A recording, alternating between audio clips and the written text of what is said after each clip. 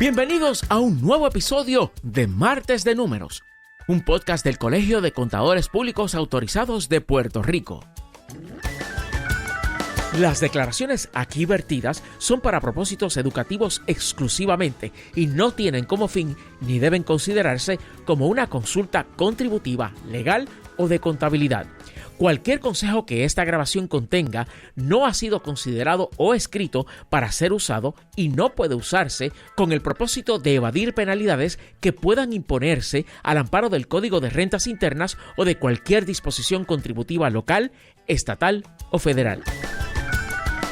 Hola, bienvenidos a un nuevo episodio de Martes de Números, el podcast donde semanalmente abordamos temas de contabilidad, finanzas personales, tecnologías y muchos temas adicionales de interés para el público. Les habla el CPA Eduardo González Green, colaborador de su Colegio de Contadores Públicos. Es un placer acompañarlos una vez más. Durante años recientes hemos visto un aumento en la frecuencia de los actos de fraude y la diversidad de los mismos. Cada vez más dependemos de la tecnología y cada vez más los ataques son más exitosos. Pero ¿qué hacemos cuando encontramos un acto sospechoso? ¿Cuáles pueden ser algunos controles y cómo la inteligencia artificial puede ayudarnos? Para contestar esta y otras preguntas nos acompaña Eduardo Caldín, CISA, entre otras credenciales. Bienvenido, Eduardo. ¿Cómo estás? Gracias, buenos días. Buenas tardes. Disculpe, Eduardo, y apreciado la oportunidad en esta tarde.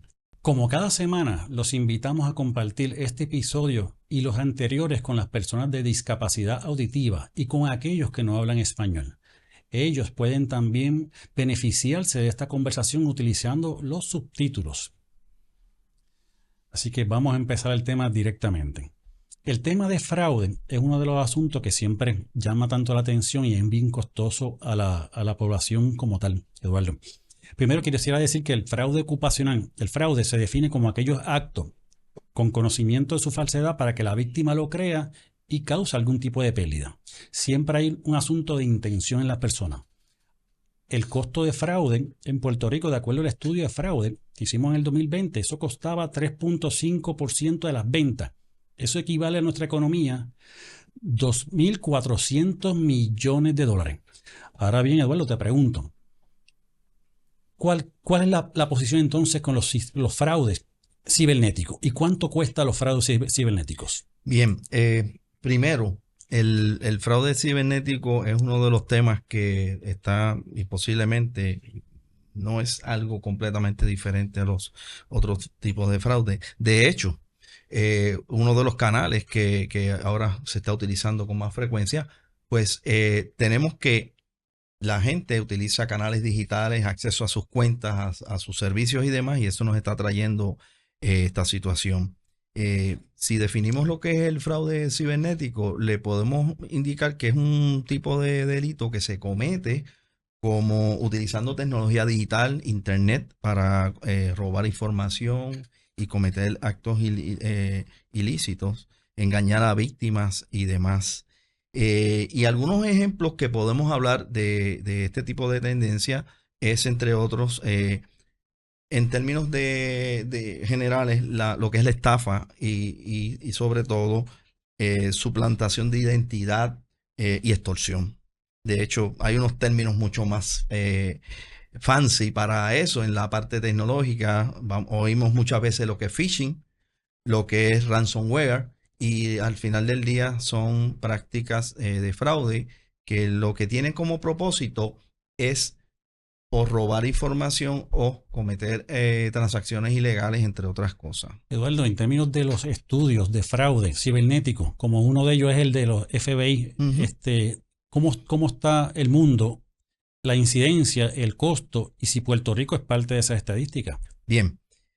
Sí, en el 2023, interesante, el FBI publicó un estudio en conjunto con el Internet Crime Compliance Center, donde indica algunos elementos que son de interés. Por ejemplo, en el 2023 se recibieron 880,000 denuncias de delitos cibernéticos con una pérdida potencial de aproximadamente 12.500 millones, que representa un aumento en comparación con el 2022 de un 10% en las querellas y un 22% en lo que son las pérdidas con respecto al 2022. En los tipos de crimen, el más costoso, fraude de inversión, en términos de que, pues, obviamente es prácticamente la mitad, 4.500 millones fueron como consecuencia de ese. ¿Criptomonedas o qué cosa? Prácticas en la cual personas entran a sitios y a lugares en la internet para hacer inversión, pidiendo o esperando unos rendimientos altos, y cuando se redunda es en términos de alguna acción fraudulenta. La criptomoneda, el intercambio, ahora con estos aspectos de lo que es la criptomoneda, pues también vemos que se están perfilando una tendencia en ese contexto. Oye, Eduardo, y preguntando, ese estudio también menciona a las víctimas. ¿Qué edad es la más susceptible a eventos de fraude cibernético? Interesante. En años anteriores, la víctima principal eran jóvenes. Y ahora se ha tornado, en el año pasado, personas mayores de 60 años fueron las que sufrieron mayores pérdidas. Y uno dice, ¿por qué los jóvenes fueron? Pues mire, es obvio. Ellos son los que utilizan más la tecnología y son los que obviamente tienen más exposición a eso. Pero con este transcurso y a partir de la pandemia y la adopción de canales digitales y la transformación digital, la gente ya en todos los diferentes modalidades o géneros o edades, pues está utilizando más la tecnología, viendo las virtudes de ella, pero también estamos confrontando el fraude en ese canal. Te pregunto, si descubro un evento de fraude cibernético, ¿qué debe hacer una persona o una corporación que detecta un evento? Bien, esa es una buena pregunta, porque eso tenemos que hacerlo y conceptualizarlo en un enfoque del tamaño, complejidad de la entidad, ¿no? Podemos hablar desde empresas extremadamente grandes hasta empresas de individuos, pymes y demás, pero al final del día pues, tiene una convergencia, y es la siguiente. Los pasos en términos generales es identificar si ciertamente ocurrió el evento, porque muchas veces lo que ocurre es que tenemos algunas situaciones de que el sistema o las plataformas tecnológicas lucen que están haciendo algo diferente a normal, ¿no? Pero identificar si es ciertamente un tema asociado a los aspectos de la operación del sistema o de las plataformas que utilizamos, o si ciertamente un fraude. Como quiera que sea, en la duda se saluda, es lo que dicen los militares. Así que lo que tenemos es que asumir que en todo momento pudo haber sido o puede ser un evento cibernético. Luego de eso es el proceso ya de informar internamente. Si tenemos los recursos internos que nos puedan apoyar, técnicos o recursos contratados en ese aspecto, si son empresas que tienen esa envergadura, si son empresas más pequeñas, pues obviamente tratar de ver y tener acceso a ese tipo de recursos. Lo próximo es empezar a tomar las acciones de remediación y respuesta en ese sentido. Estábamos hablando en una parte que las empresas en términos generales, en todos los géneros, tienen ya establecido controles preventivos, o sea, prevención está ya cubierto prácticamente. La conciencia sobre los riesgos cibernéticos también, todos los días lo vemos en la prensa, lo vemos en diferentes canales, nos dan adiestramientos y demás. Sin embargo, hay una parte que todavía necesita más atención, y es que ya todas las organizaciones, sector público, privado y otras entidades, tienen que empezar a establecer procesos y protocolos de respuesta a incidentes. ¿Por qué? Porque mientras más rápido tú reacciones a un evento cibernético, el riesgo se mitiga más rápido. Es correcto. Qué interesante esa parte de... Y ven acá, y la parte de estos hackers, cada vez más son más diestros, porque hemos escuchado y hemos participado en algunas investigaciones donde el email estaba perfectamente redactado conforme a las prácticas del dueño o de la empresa. ¿Cómo hacen estos hackers? ¿O qué tiempo tardan en estudiar los emails y estudiar en esa parte? Ellos tienen más herramientas como nosotros. Por ejemplo, la inteligencia artificial, pues obviamente tiene una serie de virtudes, pero también el acceso a la inteligencia artificial lo tenemos todo el mundo. También lo tienen los hackers. En este tema, y es la modalidad más frecuente y la más fácil, es el tipo de ataque de phishing, que lo que hace es que se envían correos electrónicos fraudulentos. Anteriormente veíamos que normalmente los podíamos identificar. Esto no es un correo normal, así que puede ser sospechoso. Ahora están tan sofisticados que puede lucir completamente legítimo. Inclusive el FBI estableció en ese informe que hablamos hace un rato una preocupación con lo que ellos llaman el compromiso de correos electrónicos empresariales, en el cual se reportaron unas pérdidas significativas, y eso lo que involucra es que tomaron tu cuenta de correo electrónico y te están personificando la persona.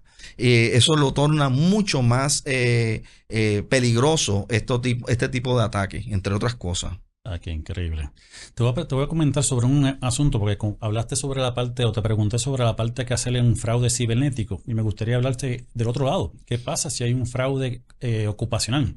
Primeramente, siempre tenemos que buscar ayuda de terceros. A veces tenemos que buscar un abogado. Tenemos que hacer un grupo de trabajo, incluyendo un CPA, un investigador, y alguien como tú, un CISA, con tus certificaciones y demás.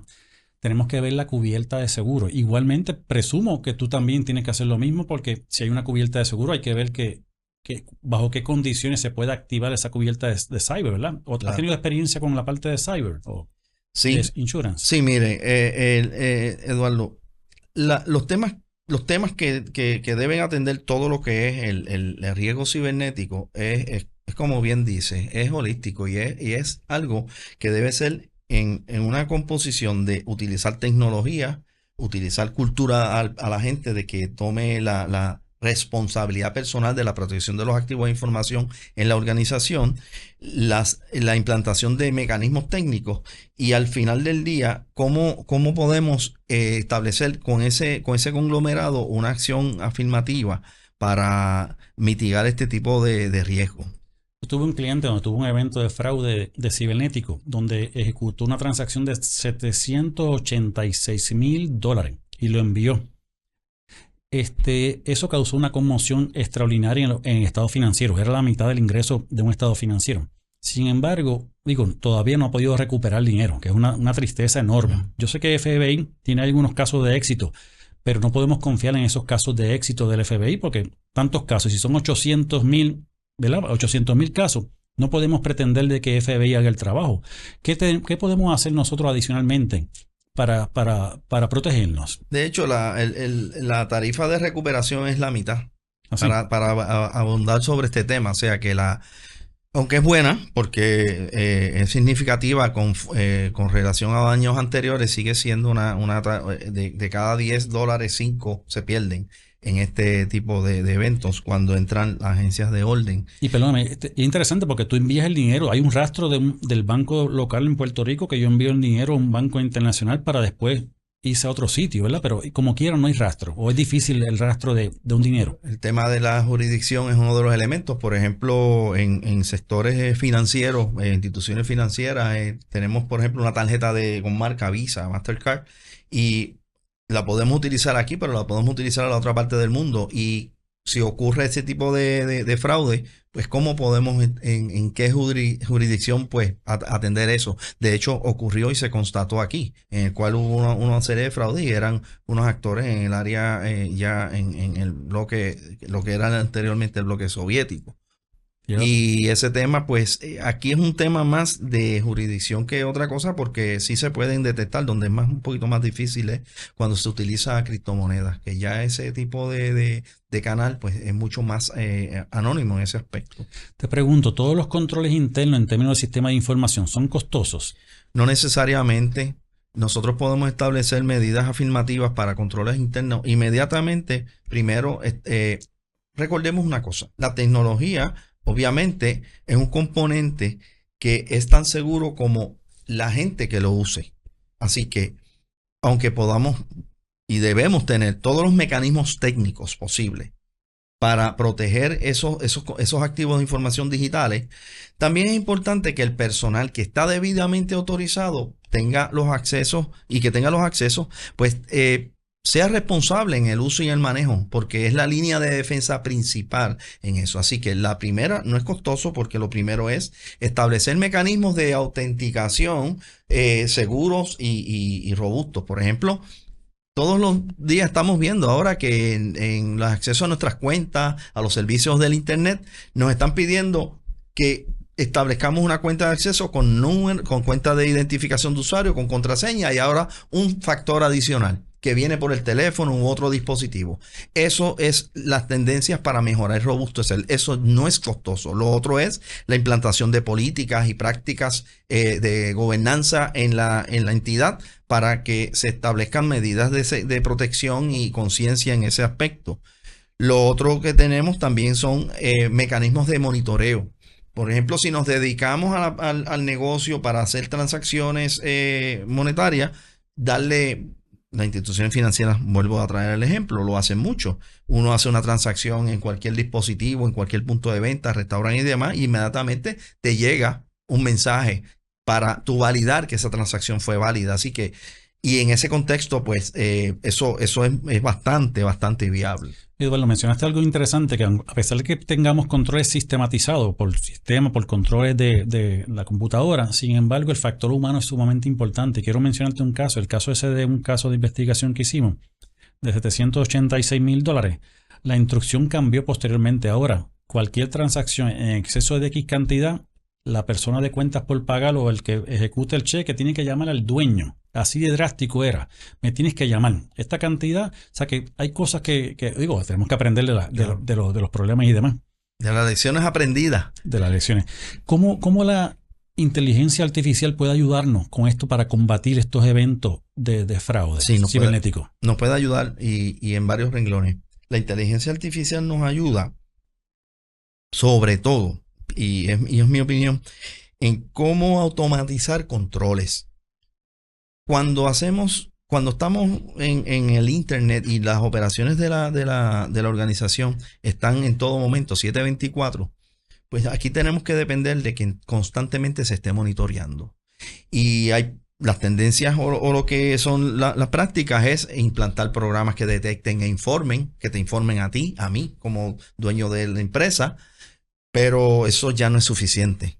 Hay que buscar la manera de cómo automatizar la detección, la acción y la respuesta de eso. La inteligencia artificial nos ayuda grandemente en ese renglón, automatizando y tomando acciones en la cual nosotros pues tengamos las garantías más o menos razonables para que las transacciones y la protección de los datos pues se mantengan en todo momento. ¿Y sería costoso la utilización de la inteligencia artificial o piensa que...? Eso ha bajado la inteligencia, lo que es la parte de inteligencia artificial, anteriormente sistemas expertos u otras modalidades.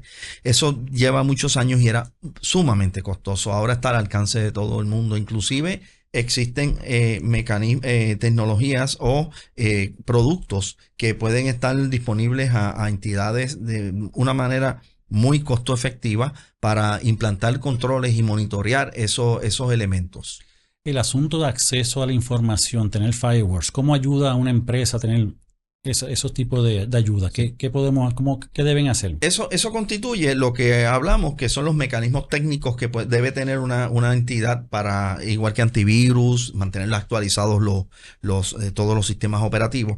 Pero el firewall particularmente es lo que nos da la primera línea de defensa de entrada a nuestras redes y demás. Pero volvemos a lo mismo, Eduardo. Podemos tener los mejores firewalls del mundo, los mejores antivirus, pero la parte más vulnerable, la parte más riesgosa es la persona, el usuario. Tiene que tener las provisiones y los controles y los cuidados correspondientes. Mencionaste de ese tipo de evento ahorita. Yo te voy a dar otro ejemplo. Llega un correo electrónico que dice que recibiste de Amazon una notificación que te están cancelando o poniendo en hold la cuenta y te dan un enlace. ¿Cuál es la práctica? En analogía a lo que dijiste ahorita, ¿Vas a entrar al enlace que está en el correo electrónico? No. No. Usted sale de ahí, entra a su cuenta de Amazon y realiza la verificación y la transacción o la acción que está pidiendo si fue válida. Si no fue válida, a usted ahí mismo te vas a notar que eso no era algo completamente que estaba legítimo de parte de la entidad. Y una de las cosas bien interesantes, yo pensaba que uno recibía emails y textos de hackers y demás, pero también he recibido hasta mensajes voicemail en mi teléfono y he identificado, el phone number parece identificado de una institución financiera. Sí. ¿Ha vivido esa experiencia? Eso es un tipo de modalidad que, ¿sabes cuál es el peligro de eso? Que es fácil, no tiene que ser uno muy sofisticado o el perpetrador tiene que ser tan sofisticado en usarlo y se baja y se descarga como unas aplicaciones en el cual usted baja la aplicación o el perpetrador baja la aplicación, pone un nombre o un número. El número puede representar una entidad bancaria o puede ser una institución legítima y llama para cometer fraude o pedir información y hacer ese tipo de acción. Así que eso es peligrosísimo. Y ahora también los mensajes de texto. Esta mañana yo recibí un mensaje de texto que me estaban ofreciendo trabajo con unos incentivos y demás. Y eso todos los días uno tiene que tener mucho cuidado, al igual que lo que son los correos electrónicos. Eduardo, 8 de cada 10 correos electrónicos en el planeta son fraudulentos. Mire 8 de 10. Y esto es algo que hay que tener mucho cuidado todos los días en términos de los accesos a todos estos recursos. Nosotros todos usamos correo electrónico. Si vemos la estadística de FBI, donde gran parte de las víctimas son aquellos de 60 plus, me parece que eran, pues tenemos que tener una precaución con nuestros familiares, con nuestros papás, con nuestros abuelos, que no den voluntariamente información a terceros que no conocen, ¿verdad? ¿Qué recomendación tendría a nuestros papás, a nuestros abuelos en ese tema? Primero hay que también traerlos al tema, educarlos, explicarles en arroz y habichuelas y sobre todo nosotros como familiares hacerlo. Pero también hay una tendencia que de hecho le he estado hablando a mis clientes.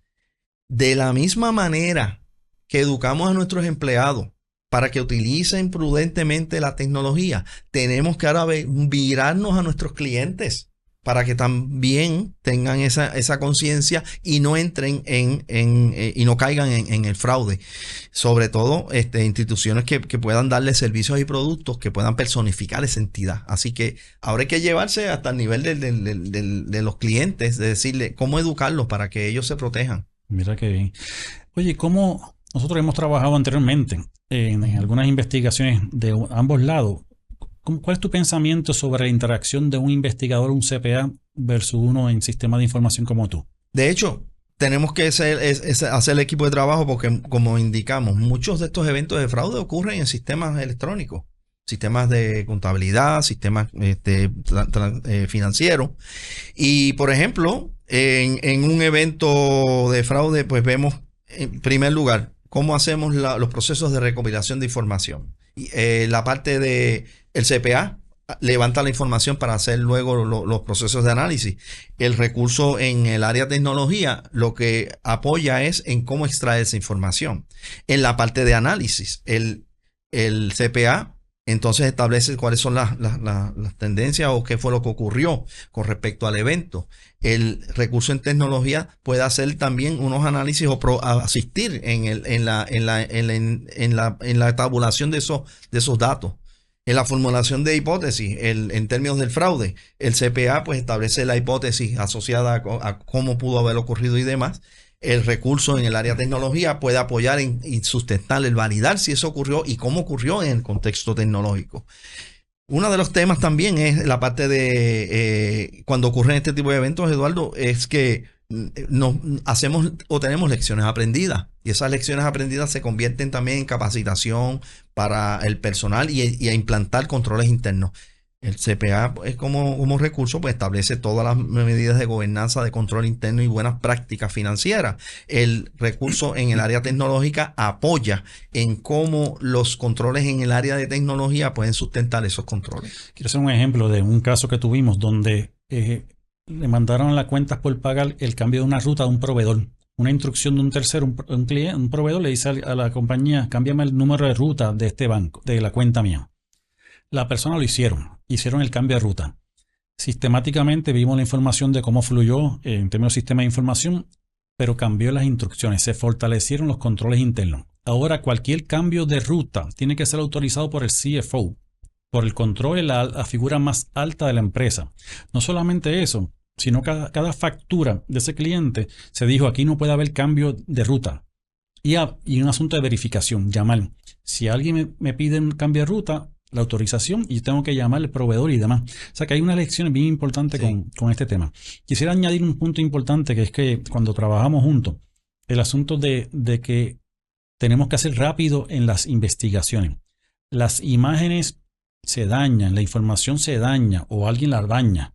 Y muchas veces tenemos que hacer una planificación de cómo vamos a incautar o tomar las imágenes, que es una de las partes que tú también realizas junto con otros de tus colegas y demás. ¿Cuál ha sido tu experiencia con esa parte de la toma de imagen de una investigación?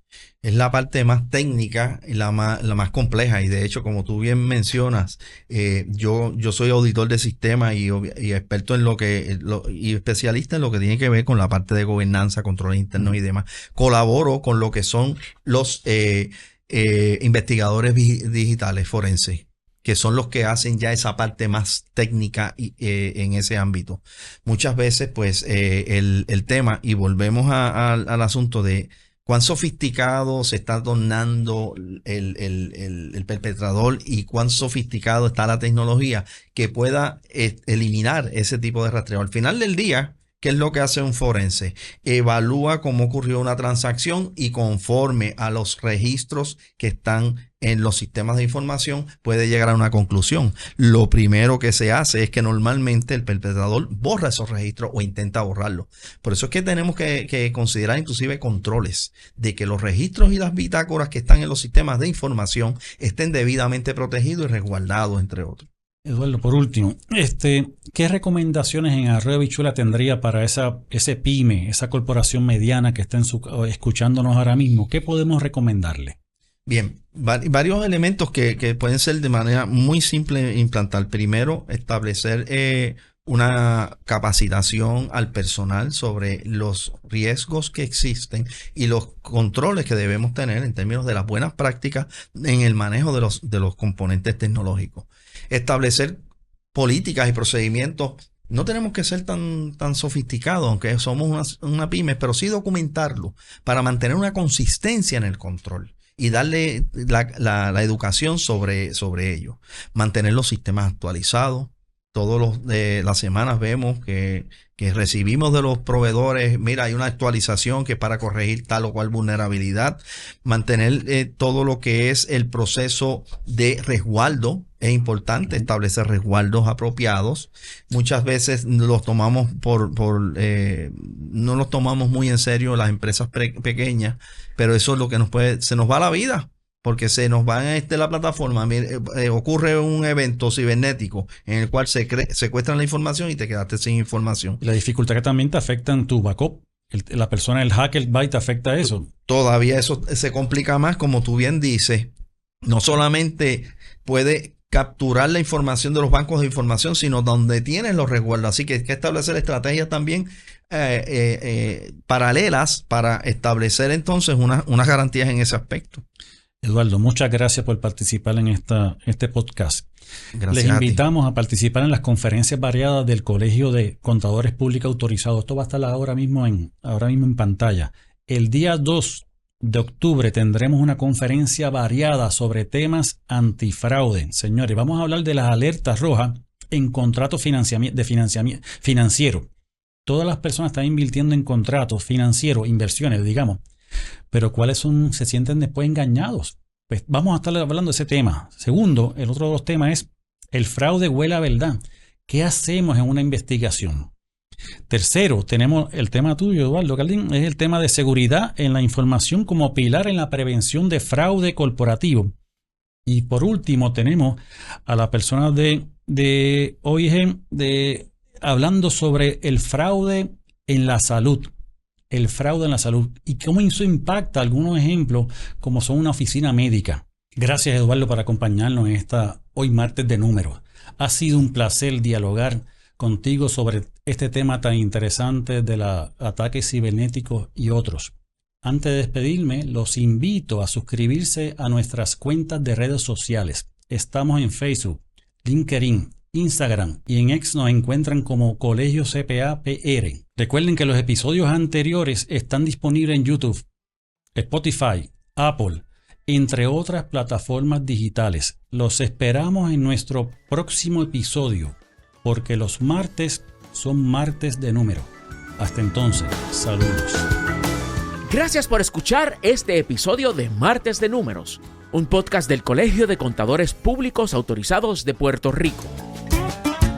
Las declaraciones aquí vertidas son para propósitos educativos exclusivamente y no tienen como fin ni deben considerarse como una consulta contributiva, legal o de contabilidad. Cualquier consejo que esta grabación contenga no ha sido considerado o escrito para ser usado y no puede usarse con el propósito de evadir penalidades que puedan imponerse al amparo del Código de Rentas Internas o de cualquier disposición contributiva local, estatal o federal. Conexión a Internet para este podcast provista por nuestro auspiciador, Aeronet.